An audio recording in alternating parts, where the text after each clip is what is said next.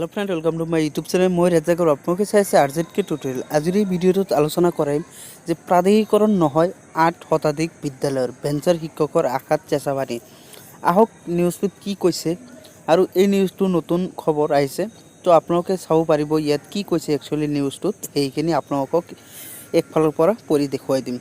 তো এই ভিডিঅ'টো ষ্টাৰ্ট কৰাৰ আগতে আপোনালোকৰ ওচৰত এটাই ৰিকুৱেষ্ট, যদি আপোনালোকে মোৰ চেনেলটোত নতুন ভিজিট কৰিছে তেতিয়াহ'লে এতিয়া চেনেলটো ছাবস্ক্ৰাইব কৰি ৰাখক এনেকুৱা ধৰণৰ নতুন নতুন ভিডিঅ' পাবৰ বাবে। তো ইয়াত কি কৈছে চাওক, যে অচিৰেই অসমৰ শিক্ষা ব্যৱস্থাত কাৰ্যকৰী হ'বলৈ ওলাইছে অন্য এখন নতুন আইন, অসম বিদ্যালয় আইন অৰ্থাৎ আসাম স্কুল এডুকেশ্যন এক্ট 2019।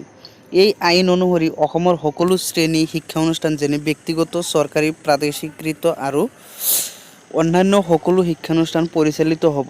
উক্ত আইনৰ চেপ্টাৰৰ 6 ছেকশ্যন 6 নম্বৰ দফাৰ 11(2) অনুসৰি অসম শিক্ষকৰ পদ প্ৰাধিকৰণ আৰু শৈক্ষিক প্ৰতিষ্ঠানৰ পুনৰ্গঠনৰ আইন 2017 সংশোধনী 2018 আওতাত থকা সকলো পৰ্যায়ৰ শৈক্ষিক প্ৰতিষ্ঠানৰ মাদ্ৰাছা সহ শিক্ষক কৰ্মচাৰীৰ পদ প্ৰাধিকৰণ হ'ব।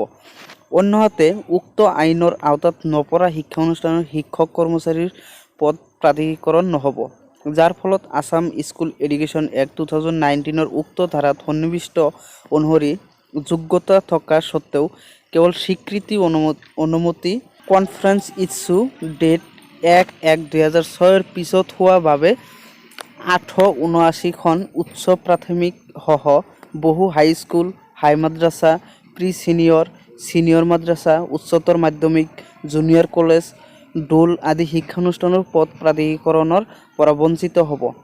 শিক্ষা বিভাগৰ এক উচ্চস্তৰীয় সূত্ৰে সদৰি কৰা অনুসৰি আগন্তুক বিধানসভাৰ অধিৱেশনত এই নতুন বিলখন আইনত পৰিণত কৰা হ'ব, যাৰ ফলত 2017 আইনৰ আওতাত বাহিৰত ৰৈ যোৱা শিক্ষানুষ্ঠানৰ প্ৰাধিকৰণৰ পদ ৰুদ্ধ হ'ব।